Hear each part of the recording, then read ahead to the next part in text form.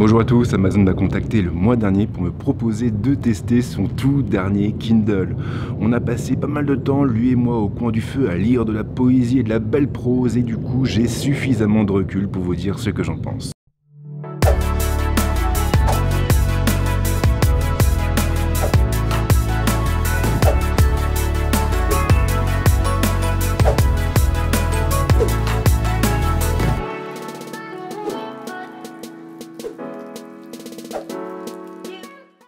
Alors si vous avez connu la belle époque du 56K et de l'offre illimitée d'AOL, vous vous souvenez sans doute qu'Amazon à la base proposait uniquement la vente de livres. Et puis très vite la boutique a commencé à diversifier son contenu et à ouvrir de nouveaux rayons. Toutefois l'activité de l'entreprise ne se limite pas à son portail. En réalité la firme va bien au-delà de ça et elle est très active sur le secteur du cloud par exemple ou encore sur celui de la lecture numérique.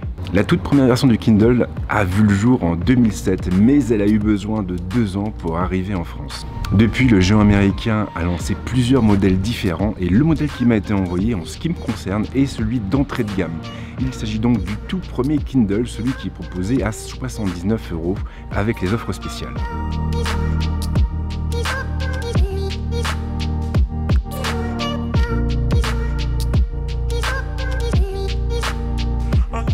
Et histoire d'ouvrir le bal avec ce test, on va commencer par déballer le Kindle ensemble et par se pencher sur ce que renferme sa boîte. Le Kindle est livré dans une drôle de boîte. Très fine, elle est également allongée et elle comprend un visuel de la liseuse en biais. L'ensemble est soigné et on retrouve même quelques caractéristiques à l'arrière. Amazon a choisi de placer le focus sur l'écran tactile e-ink de 6 pouces, sur l'éclairage intégré, sur la connectivité et sur l'espace de stockage.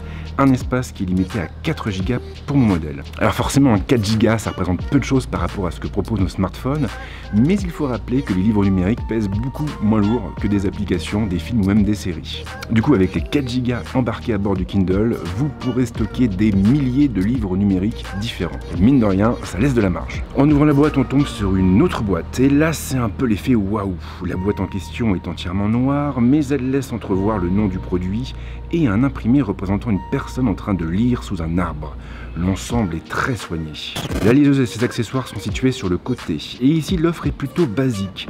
En plus de l'appareil lui-même, un appareil de couleur blanche sur le modèle qui m'a été prêté, on trouvera ainsi le câble de charge synchro et le manuel. Alors je sais que le packaging a finalement une utilité assez limitée. Lorsqu'une personne dépense plusieurs centaines d'euros dans un produit, généralement c'est parce que c'est le produit en lui-même qui l'intéresse et pas l'emballage.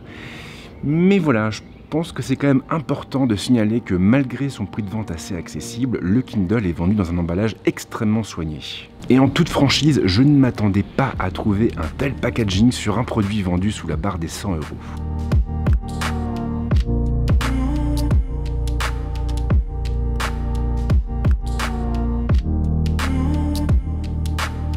Maintenant que nous avons vu ce que renferme la boîte, le moment est venu de nous pencher sur le Kindle lui-même et plus précisément sur son design et son ergonomie. Le Kindle n'est pas très grand mais il est assez épais et c'est plutôt déconcertant au départ. Amazon l'a pourvu d'un boîtier en polycarbonate afin de réduire son poids, un boîtier de couleur blanche ici. Sans être non plus un poids plume, le Kindle n'est pas très lourd en main. En réalité, il pèse 174 grammes et il est donc plus léger qu'un Kindle Paperwhite et c'est 191 grammes ou qu'un Kindle Oasis et c'est 194 grammes. L'appréhension pour sa part est plutôt bonne. Le boîtier ne glisse pas et les larges bordures entourant l'écran e-ink de l'appareil le rendent très maniable. Il sera tout à fait possible de le tenir du bout des doigts sans ressentir la moindre gêne, ce qui devrait notamment intéresser celles et ceux qui passent de longues heures chaque semaine dans des métros ou des RER bondés. À l'arrière, on retrouve le logo d'Amazon, un logo directement incrusté dans la coque. Les mentions légales sont présentes un peu plus bas. Quant à la façade, elle laisse apparaître le nom du produit placé sous ton écran. Le seul et unique connecteur du Kindle se trouve sur la tranche inférieure, non loin du bouton de mise sous tension. Amazon a opté pour une prise au format micro USB et il faut avouer que c'est un peu décevant, surtout lorsqu'on a l'habitude de l'USB type C. Contrairement aux anciens Kindle, la liseuse est dépourvue de boutons sur les côtés. La navigation se fera en effet par le biais de son écran puisque ce dernier est recouvert d'une couche tactile. De manière générale, la construction du Kindle est plutôt solide et elle inspire confiance. En revanche, il est très important de signaler que le Kindle n'a aucune certification, il ne sera donc pas en mesure de résister ni à la poussière ni à l'eau. En conséquence, si vous comptez utiliser votre liseuse au bord de la piscine ou même sur la plage, il sera préférable d'opter pour un autre modèle.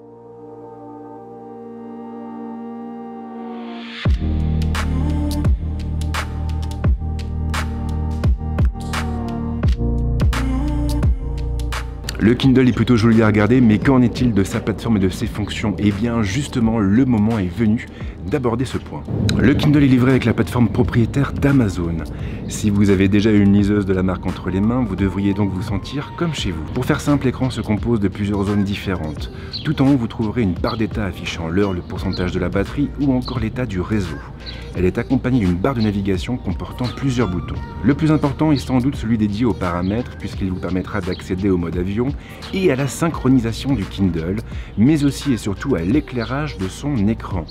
Éclairage que vous pourrez modifier en un instant en faisant glisser votre doigt sur l'écran de la liseuse. Ce système d'éclairage n'est pas anodin, il s'agit finalement de la grosse nouveauté apportée par cette version du Kindle. Et cette option elle a beaucoup d'importance puisqu'elle va vous permettre d'utiliser votre liseuse en pleine nuit sans avoir besoin d'allumer une lampe de chevet ou n'importe quel autre type d'éclairage. Et ça c'est plutôt cool parce qu'avant il fallait impérativement partir sur le Kindle Paperwhite pour avoir le droit à un éclairage de style. Les zones suivantes vous renvoient respectivement vers votre bibliothèque et les livres proposés dans la boutique d'Amazon.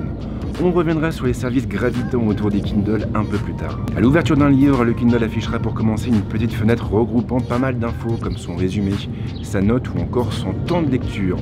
Vous saurez donc en moyenne combien de temps il vous faudra pour en venir à bout. Vous aurez aussi la possibilité de suivre le ou les auteurs du livre et donc d'être tenu au courant de toutes leurs sorties. La liseuse elle-même fonctionne plutôt bien. La typo est agréable à l'œil et on retrouve en bas un pourcentage symbolisant le volume du livre lu. D'ailleurs, si vous n'aimez pas la typo, il sera tout à fait possible d'en changer en allant fouiner dans les thèmes. Sinon, pour passer de page en page, il suffira de taper une fois à droite ou à gauche. La liseuse se chargera du reste à votre place. Toutes les fonctions d'annotation répondent présentes. En double tapant sur un mot, nous verrons ainsi apparaître sa définition dans une bulle, mais nous aurons aussi la possibilité de le surligner ou de l'annoter en tapant sur les boutons présents dans la barre d'outils. Alors ces fonctions, elles ne sont pas nouvelles, elles existent depuis les premiers Kindle, mais elles n'en restent pas moins très intéressantes et très utiles. Notamment pour les étudiants qui auront ainsi la possibilité d'annoter ou de surligner les passages les plus importants des œuvres qu'ils étudient. En prime, on a aussi une fonction de recherche très bien pensée qui ne se limite pas à l'ouvrage et qui vous permettra de trouver des occurrences du terme recherché dans votre bibliothèque ou même carrément dans la boutique Kindle. Amazon a aussi pas mal travaillé sur la navigation au sein des livres. Si vous effectuez un balayage du bas vers le haut, vous verrez apparaître une timeline qui vous permettra de sauter de chapitre en chapitre. Et si vous le souhaitez, il sera même possible de modifier l'affichage pour afficher les différentes parties du livre sous forme de vignettes.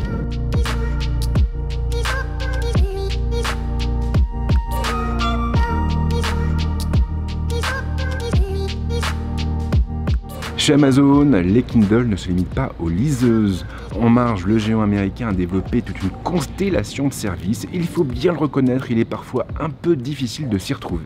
À la base, le Kindle est vendu vide, sans le moindre livre. Et du coup, si vous voulez commencer à le remplir, vous aurez le choix entre deux services différents. Les abonnés Amazon Prime auront ainsi accès à l'offre Prime Reading, qui regroupe un catalogue d'une centaine de titres à emprunter. Ce qui veut également dire que les fameux livres téléchargés par ce biais ne vous appartiendront pas. Là, on est un peu sur une logique similaire à celle des bibliothèques. Si vous voulez aller plus loin, alors vous pourrez vous diriger vers l'abonnement Kindle Unlimited qui, en échange de 9,99 € par mois, vous donnera accès à un vaste catalogue de livres numériques disponibles en téléchargement. Alors les deux services se ressemblent beaucoup et finalement la seule variable réellement importante, c'est celle du nombre d'œuvres proposées. Mais attention à ne pas vous méprendre car l'abonnement Kindle Unlimited ne vous donne pas accès à l'ensemble du catalogue de la plateforme.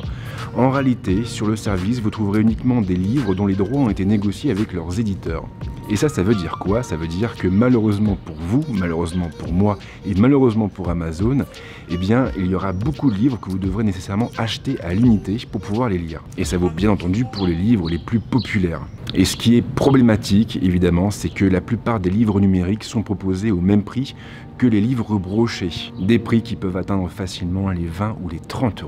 Alors ça c'est vrai, c'est très limitant. Maintenant, lorsque vous achetez un Kindle, vous n'êtes pas obligé de vous reposer uniquement sur l'écosystème d'Amazon. En réalité, vous pouvez aussi gérer votre liseuse comme vous le voulez en passant par des outils dédiés à cet usage. Des outils comme l'excellent Calibre, qui est en plus présent sur toutes les plateformes du marché. Et justement, ces solutions ouvrent le champ des possibles. Grâce à Calibre, vous pourrez transférer vos propres livres numériques, mais également des articles au format PDF si vous le désirez. Ce qui vous permettra du coup de vous occuper durant vos trajets quotidiens. Alors je pourrais évidemment vous parler de Calibre pendant des heures, mais ce n'est pas le sujet de cette vidéo, et je vais donc en rester là. Maintenant, si vous voulez tester l'outil, sachez que le lien de son site est présent dans la description de la vidéo.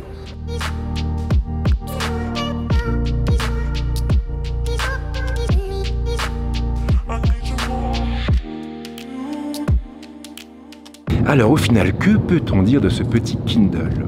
Eh bien en réalité, je vous avoue qu'il m'a beaucoup surpris. À la base, on est sur une liseuse qui se positionne sur l'entrée de gamme et qui fait un peu office de produit d'appel pour Amazon. Du coup, avec un prix de vente inférieur à 100 €, je m'attendais un peu à me retrouver face à un produit plutôt hésitant et pas très bien fini. Mais en réalité, ce n'est pas le cas. Le Kindle n'est franchement pas une liseuse au rabais. Très légère, elle est facile à transporter et à manipuler avec ses dimensions réduites. En plus de ça, on a ce fameux système d'éclairage qui vous permettra d'utiliser en pleine nuit sans déranger votre moitié. La navigation pour sa part est plutôt intuitive et on se sent très vite comme chez soi. Après au niveau des services, c'est toujours un peu compliqué. Moi j'aime beaucoup les produits Kindle, mais c'est vrai que l'écosystème manque un peu de rationalité. Après au niveau des services, c'est un peu compliqué. Moi perso, j'adore le principe de Kindle Unlimited, mais voilà, le catalogue pêche un peu malheureusement. Et ça pour le coup, ce n'est pas la faute d'Amazon, mais plutôt des éditeurs. Et du coup, eh bien, ça donne un petit peu un sentiment, un goût d'inachevé. En ce qui me concerne, j'aurais vraiment adoré pouvoir retrouver pour 10 € par mois tous les classiques de la SF, par exemple, les Frank Herbert, les Isaac Asimov. Et malheureusement, ce n'est pas le cas. La plupart de ces livres sont vendus à l'unité avec des prix qui sont généralement compris entre 5 et 20 €. Et mine de rien, au final, ça représente vraiment un gros budget. Bref, je vais m'arrêter là. Comme d'hab, si vous avez des questions, les commentaires sont là pour ça. Et en ce qui me concerne, j'espère vraiment que vous avez apprécié cette vidéo. Et bien sûr, je vous dis à très vite pour d'autres tests. Ciao!